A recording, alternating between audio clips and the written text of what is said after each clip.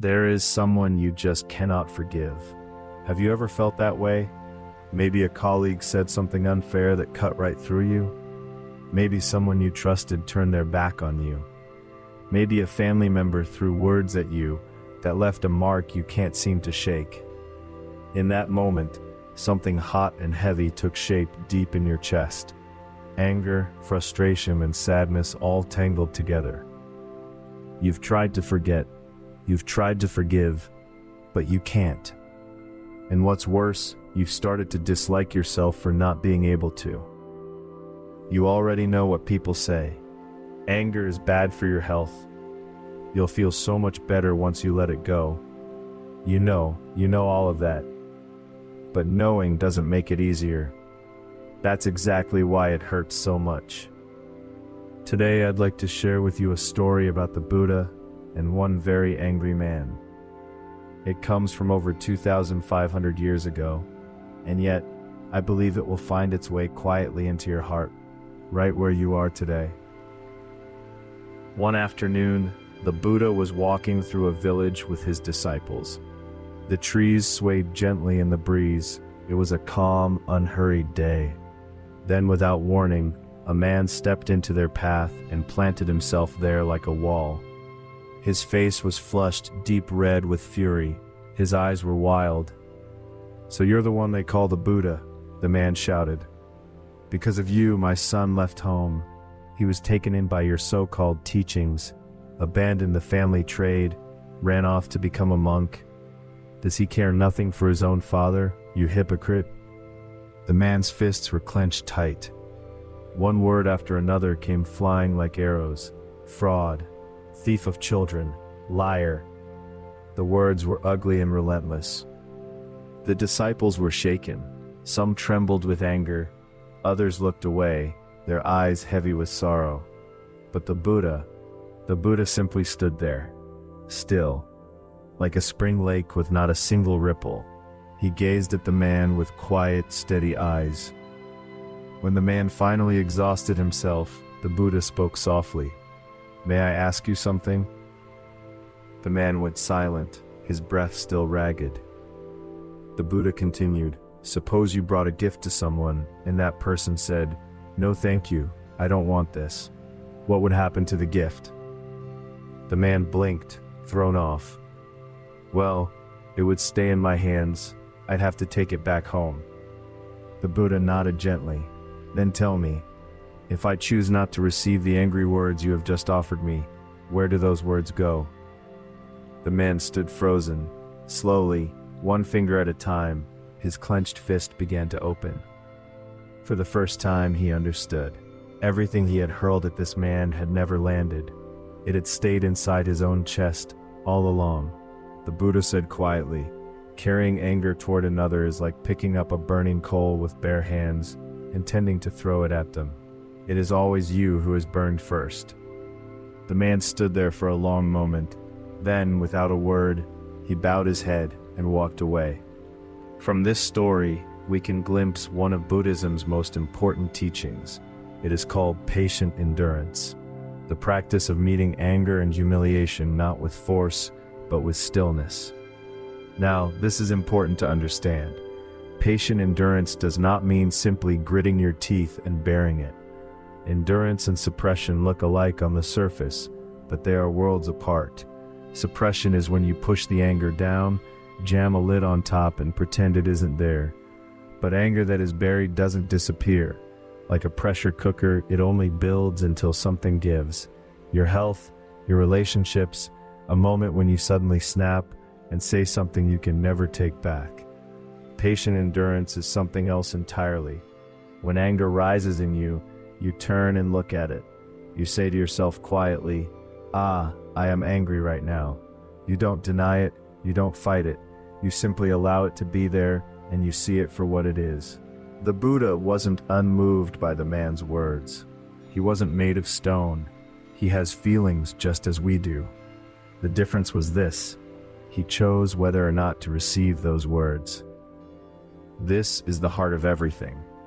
Most of the time, when someone says something that stings, we react instantly and automatically. hurt before we've even had a moment to think, as if someone pressed a button. But the truth is, there is a space between the moment something is said and the moment we respond. In that space, we have a choice: to take it in or to let it pass. Remember the image of the gift.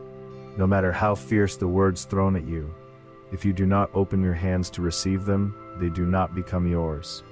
They remain with the one who offered them. This is not coldness. It is not indifference.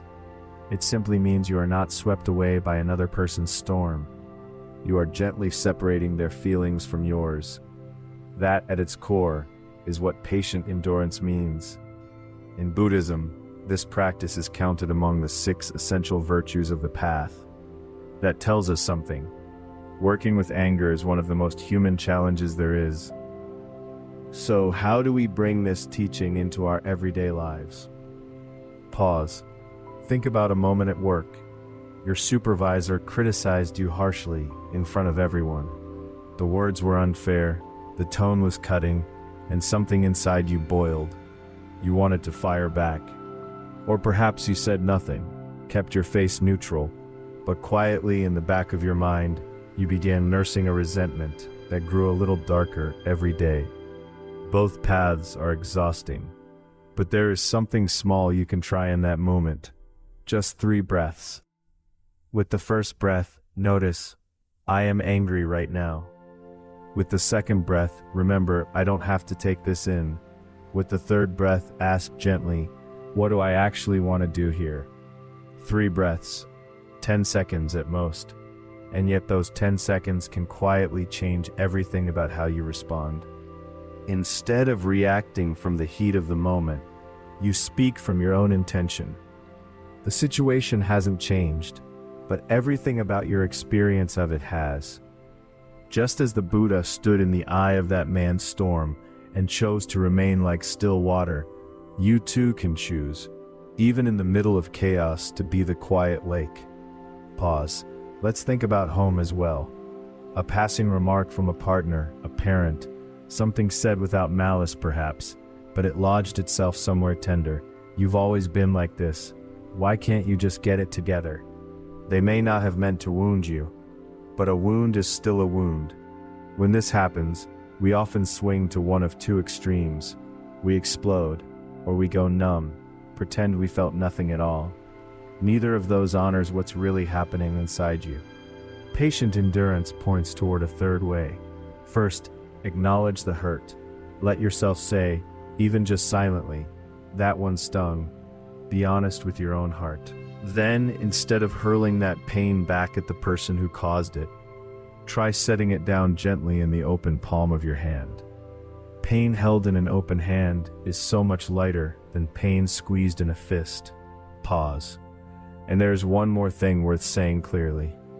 Patient endurance is not a teaching that says, no matter what is done to you, stay silent. When something is genuinely wrong, saying so calmly and clearly, that is not acceptable, is not anger, it is wisdom.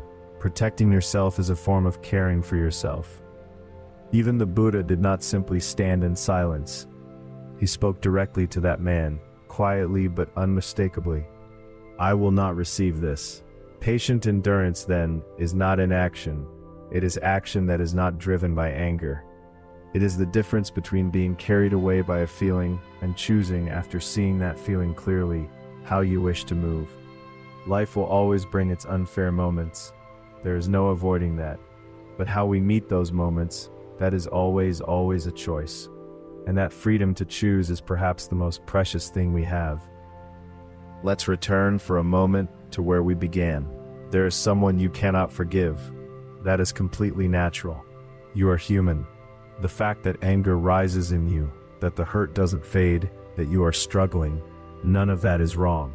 But when we keep that anger locked in our grip, we are the ones who suffer most. Holding on to it is like holding a burning coal. You are always the first to be burned. So if you can, little by little, in your own time, see if you might open your hand, even just a little.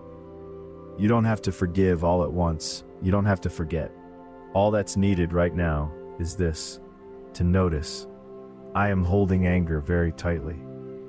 That single moment of awareness is enough to loosen one finger. Tomorrow, perhaps another finger uncurls. Next month, one more. Slowly, slowly, the hand begins to open. And when it does, your hand becomes free. Free to hold something that truly matters to you. Thank you so much for being here until the very end. If you found your way to this story today, I imagine there is something weighing on your heart right now. If even a small part of that weight feels a little lighter, there is nothing that could make me more grateful. Even in the middle of anger's fire, there is a still, quiet lake somewhere deep within you. You can always return to it.